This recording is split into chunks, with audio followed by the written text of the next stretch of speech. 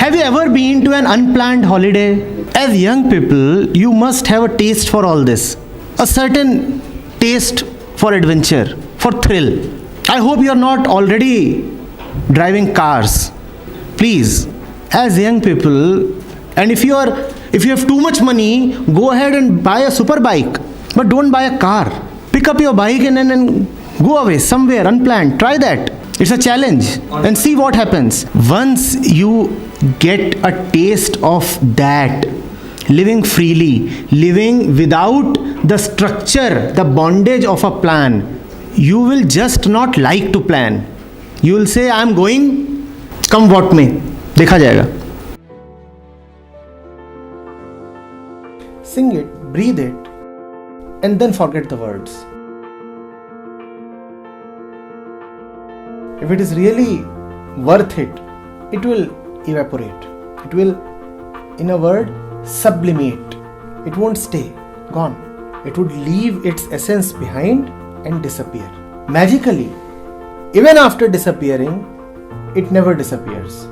You can call it back because it had never gone. It would come to you again in a new form, in new words. So you can let it go fearlessly. Christmas Eve again, Jesus says to his disciples, I am going to be killed soon. I am going to be killed soon. One of the disciples, Peter, he starts weeping and crying and he gets a good scolding from Jesus. Jesus says, had you had anything to do with God, had you learnt anything from me, how could you have thought that I can be killed? I can never go away. He tells Jesus, you are talking exactly like these worldly people who believe in death. They cannot be killed. They can kill my body, but that's all that they can kill. How can they kill Jesus? So I can fearlessly give away the body. Similarly, you can fearlessly forget the words because you very well know that the essence will stay. Start where you are. Your start does not have to be according to your expectations. It does not have to be heroic. It does not have to be spectacular. It just has to be a start. Start and let things flow from there. You never know how many roads branch out from the first step. But waiting for something grand, we never start out at all. Does that not happen? Waiting for that fabulous holiday, we do not allow the mind to experience a certain inner vacation at all. The entire year we remain tense in expectation of the year-end vacation. I don't want to go to the extent of saying that every moment can be a vacation. It can be probably, but that would stretch your imagination and you will experience some horrible pain. How can every moment be a vacation? You can plan whatever you want to plan. You are entitled to all your planning. Go ahead and plan. But do have the eyes to see what planning is all about. What is planning? Go ahead. But realize what is planning.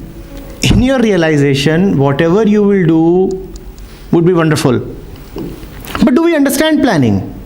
Do we understand where do plans come from? When you are very joyful, ecstatic, are you planning at that time? Are you planning at that time? What's the point in celebrating when before and after the celebration, again there is that same complaining and void. You're dancing and you might get some pleasure in that dancing. We are not rejecting that. But what's the point in such dancing and merrymaking when before the dance you are sick and after the dance you again feel so empty and sick? Have you seen a place where a party has taken place? That's our life. Music and dance and wine and celebrations, and after that garbage dump. And it's such a sorrow sight to see, is that not? The morning has arrived and there is nothing more, and you can't party every night. Existence invites all of us to another kind of party, but that's in another realm, another plane. You'll have to get out of your normal comfort zone. A little bit of courage is needed. A little attention is needed so that we can see what is happening in this plane. What is joy? the ultimate happiness. But that ultimate happiness is not attainable. Here, there is no way except the way of immersion.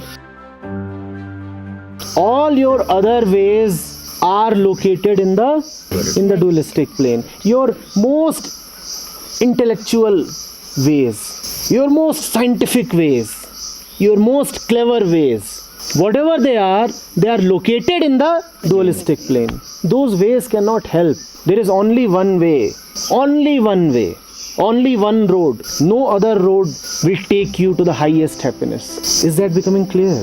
We are not rejecting happiness. Let's get that notion out of our head. Happiness is wonderful. We are not rejecting laughter. Please do laugh. But let that laughter not be a stupid laughter. Laughter is wonderful. Tears too are wonderful. But stupidity is not wonderful. Let's party. Let's celebrate. But let that be a genuine celebration.